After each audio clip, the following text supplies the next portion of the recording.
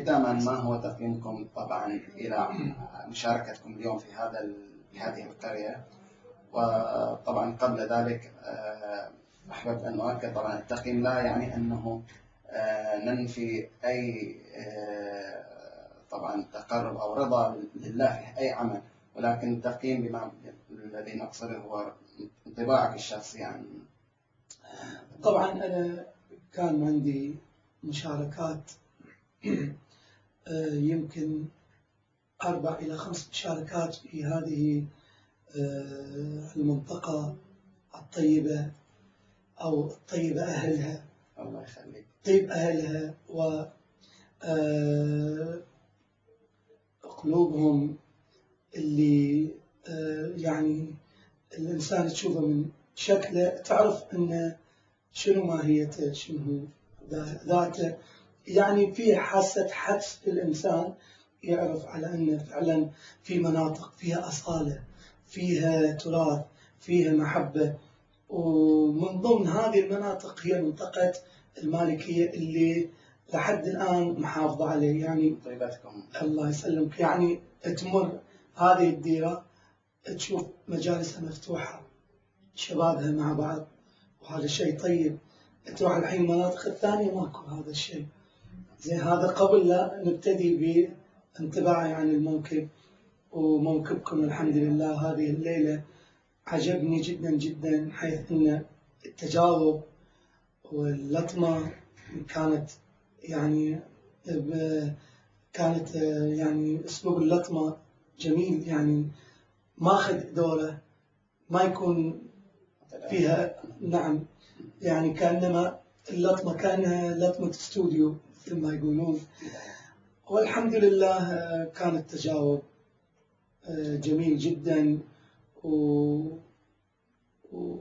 واستخدمت أسلوب الوقفات أو الأساليب الحماسية، حيث أني التقيت بسماحة آية الله الشيخ عيسى قاسم في المدينة المنورة أيام العيد اللي هو عيد الحج.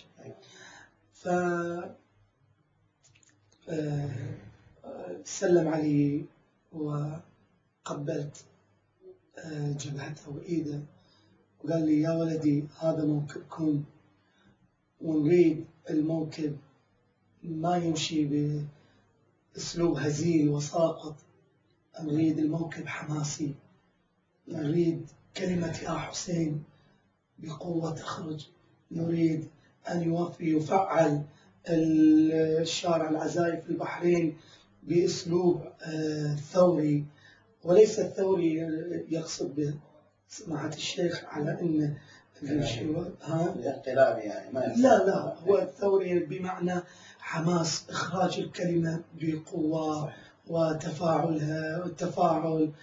فالموكب الهزيل والضعيف أو الهادئ ما ينقل صورة عن مأساة، ولا ينقل صورة عن ثورة أيضا. نعم، عن ثورة، مأساة وثورة حسينية فعلا أقيمت.